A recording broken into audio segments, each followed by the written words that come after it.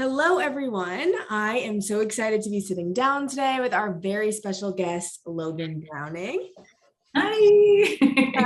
So I'm Alexis Barber. My pronouns are she, her, hers. I am a content creator based in Brooklyn, New York. And Logan, thank you so much for being here with us today to chat about your mental health journey and how your Black womanhood has affected it. So super excited to chat with you. Thank you. I'm so happy to be here. Hi, everyone. I'm Logan Browning. I'm an actress. My pronouns are she, her, and I am stoked to be here. This is going to be such a special chat today. Amazing. Well, let's just jump right into it. So I know you've been in the business for a very long time. So I'm curious for you, what has your mental health journey looked like from the point where you started your career as a teenager to now? Well, I mean, we could get into how old I am now, and then I started at 14 and then a lot of life happened. Or we could get into the fact that, I mean, when I was 14, I was just really excited about being a part of the entertainment industry, and I didn't know what any of it meant. I was coming out to LA, not on my own, but I was away from my parents a lot. But what I did have was a really great, support system, friends, family. And to me, those things matter. Like I was a churchgoer, like I had a lot of things that I was a journaler. And so for me, when I think about my mental health from then to now, I do think it was I had a really great relationship with how to manage the healthiness of it. And I've just graduated into gaining more tools and more access to the things that I feel help me. I think that's a really interesting background, but also something that a lot of women and Black women can relate to is not feeling like they had the tools earlier on. I know for me, I went to boarding school at a very early age to escape a super chaotic household. And so figuring it out on your own is often what has to happen, even if you're not ready for it. So for you, I guess, what were some of the tools that you developed over time? You mentioned journaling and of course your meditations that really helped you, get to where you are now, and even maybe led you to having a therapist. Really, a lot of what led me to any of my breakthroughs were breakdowns. So it's really always been those points in my life where things just feel incredibly dark, incredibly depressing. There's no way out. There's no way forward. I don't know how I got here. Like those moments are always the ones that make me go, okay, what's next? How do I get out of this? Who do I look to for help?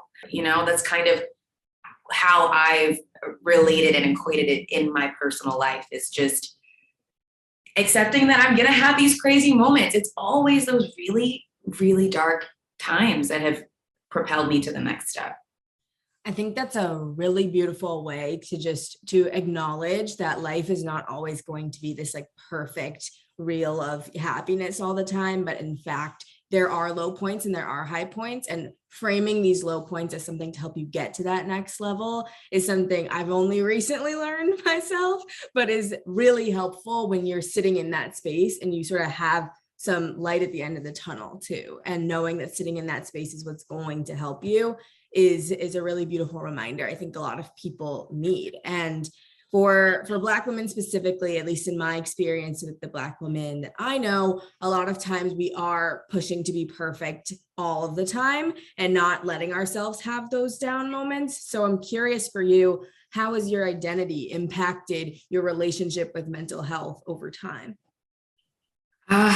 You bring up a really wonderful point and a really important topic.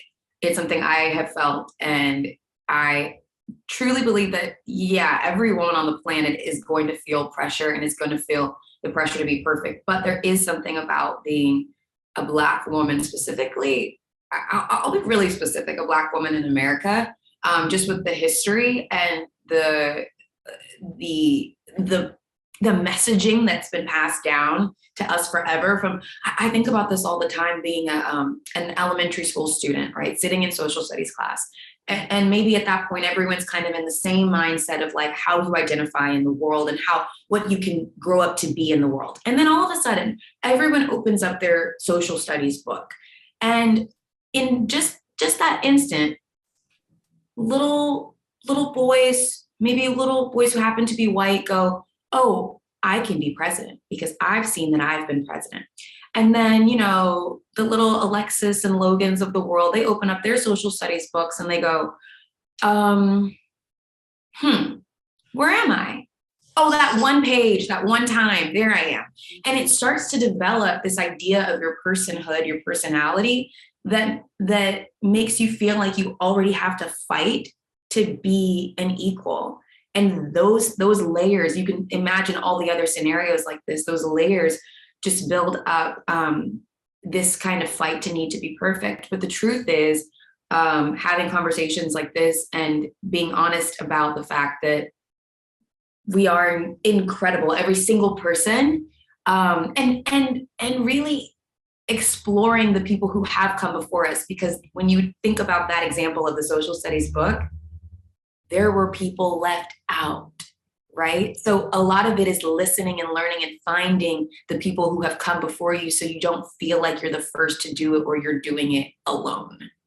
Oh, I completely resonate with that. And it's so beautiful to have seen, at least in the entertainment industry or even in politics over the past like 10-ish years when I've been paying attention to it all, that we've come very far in that representation. And even when we haven't, if you do a little searching, you'll realize that, like you said, the people are there. They were just left out.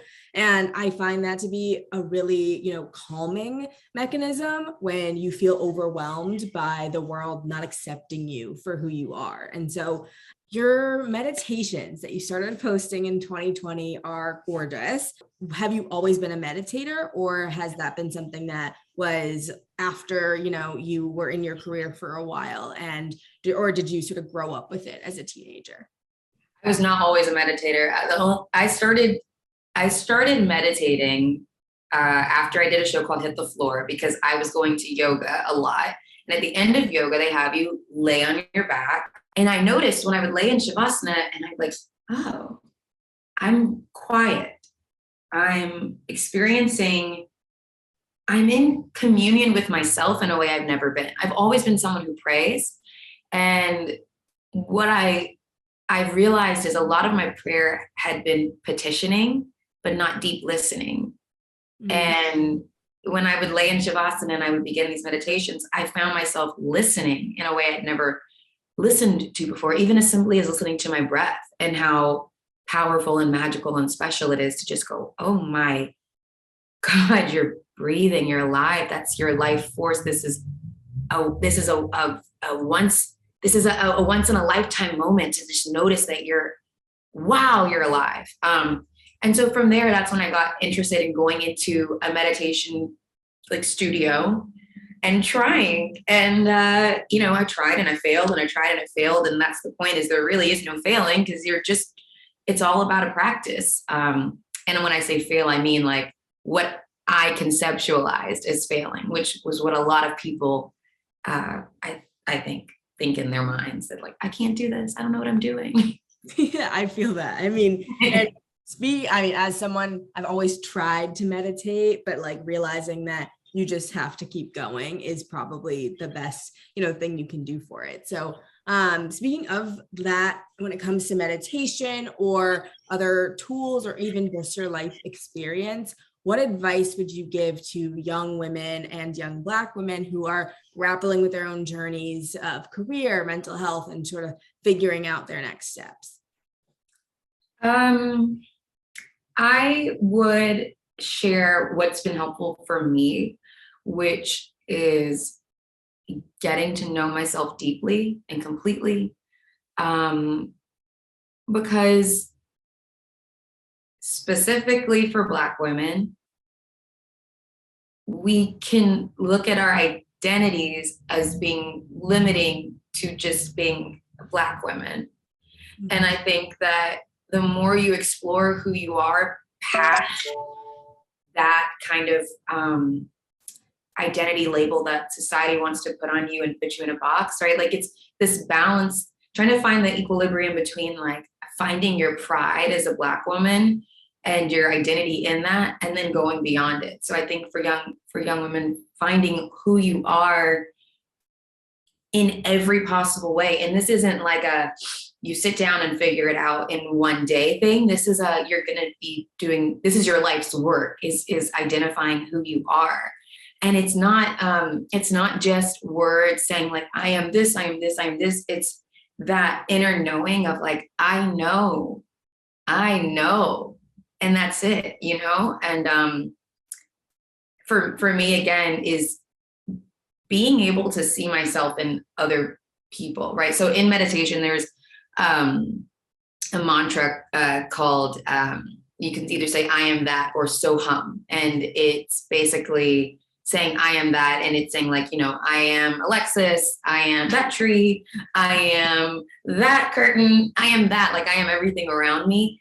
And so I think finding this balance of seeing yourself in everything around you and having that be a part of having your understanding of who you are. I mean, I think I may be making this a bit bigger in the moment, but I think that everyone is also equipped to understand what I mean.